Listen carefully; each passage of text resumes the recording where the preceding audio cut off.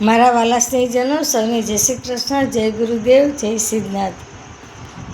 આજે સોમવાર અને વિનાયક ચતુર્થી છે.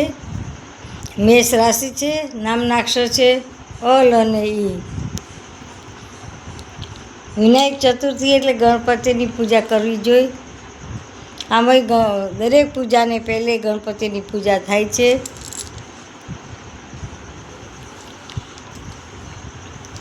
તો આપણે ગણપતિનો મંત્ર લેશું. શુક્લામ વરમ ધરમ દેવમ ચતુર્ભુજમ વિનાયકમ બ્રહ્મા વિષ્ણુ મહેશ્વરમ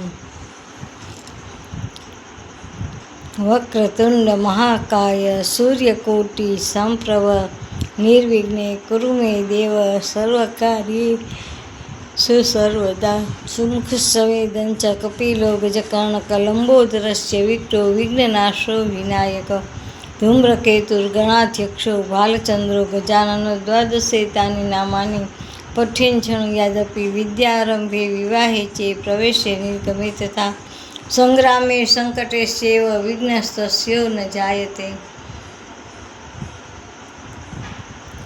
આપણા ઉપર કાંઈ પણ આપત્તિ આવી હોય તો આપણે કુળદેવી માતાનું ધ્યાન કરવું, કુળદેવીના દીવા કરવા, માનવા દીવા,